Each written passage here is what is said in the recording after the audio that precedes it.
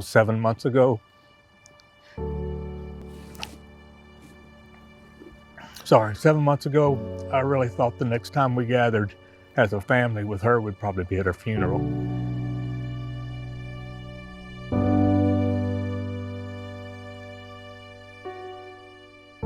She was a walking dead person. The only thing is she was breathing. And I prayed, I did everything I could. I made all the calls I could make. I just knew this was the place for her. Our pastor had a sermon. So at that service, I just told the Lord that I've done everything I can do, and I know that's the problem, is I was doing it myself. And I just told him, I said, she's yours, she's your daughter, and all I ask is that even if it's with her last breath, that she'll just come to know you. And it's funny because 2 weeks later, after I released her there, after 2 years of trying, 2 weeks later, she told me then, she said, "Dad, I'm an alcoholic and I'm a drug addict, and I'm ready to go to San Antonio." So I came to Teen Challenge because I was completely hopeless. I was completely dead inside, and I was just sick and tired of being sick and tired, and I had lost everything. I had lost hope. I had lost my children, my career of 15 years. Everything in my life was completely gone because I couldn't overcome my addiction to drugs and alcohol. From a very young age, even back to 8 or 10 years old, I remember feeling empty inside, and I always had a void. I started fulfilling my void with men at a young age. And then after my first divorce, I started using alcohol very heavily.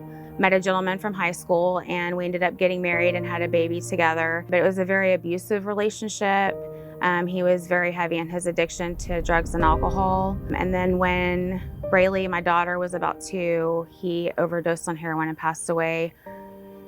And at that point, I lost all hope. I had held it together for so long in my life, and I just couldn't do it anymore. My whole being was completely gone. I lost who I was, and I didn't know where to turn at that point in my life. It was really hard to see her go through that because she was always my big sister, and I always looked up to her, and I thought she could do no wrong. I thought she was perfect. And then little by little, I saw her change from being this fun, energetic, always laughing, always loving sister to someone that I had never seen before in my life. I mean, you could just see the destruction, everything. She was self-destructing. Had I got her here 2 years ago, it wouldn't have worked. I don't, because mentally she wasn't ready. And, but, it says God gives and He takes away, and she's proof of that, because she had everything and then she went to nothing. My son is 16 and I have a daughter who's 6. My daughter, throughout the last 4 years, has been tossed between homes. My son lost all trust in me because he couldn't trust his mommy anymore.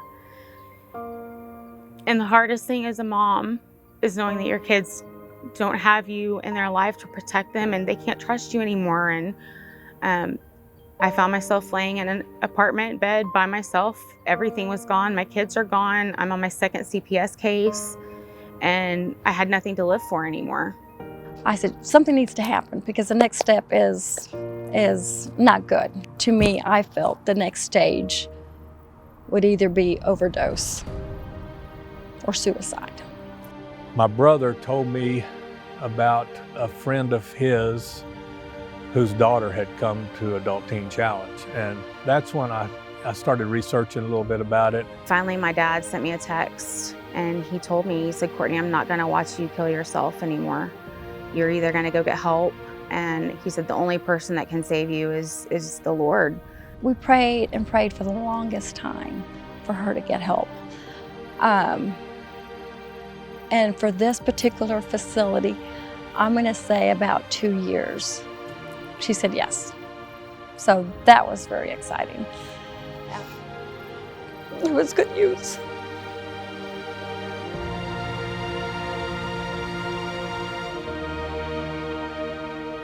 As I walked through the doors here at Adults and Teen Challenge into my new home, I remember walking in and feeling terrified, but I remember the unity that I felt when I saw the girls in the house, and the love and their open arms when they welcomed me here, in my moment of the greatest moment of fear that I can remember feeling in a long time. And just the reassuring affirmations that they gave me, knowing that I had sisters here that knew where I was coming from. They knew where I had been, and they were here to give me support and lift me up and encourage me along the way as I navigate through my time at Adults and Teen Challenge. My future may not be exactly what I thought it was, but my ways never worked. And when I finally surrendered that a couple months into the program, I just looked at life differently. My kids felt peace, my kids feel freedom. They began to heal from the process of watching what I've gone through and what they've been through. And it's a testimony to them of what God can do in their life when they finally gain a relationship with Him and turn that over and let Him show you how to walk each day. With the first phone call, I could hear the difference. And it's just been a progression since then of just, I mean, it's all God. I can't say, no, there's nothing else. To hear her talk and witness to her kids now, which those kids have never heard that, and they've had a rough life. I'm gonna say just the 30 days that she was in here when we got to see her, it's like, oh my gosh, I feel like we're getting our old Courtney back. She's coming back to us. And of course, she knows God. It's heartbreaking to see your kid go through it, but to see the change in her now, I can't say it's worth what she went through, but it is just, you know, to see her come out with a relationship with the Lord. If this is what it took, then this is what it took.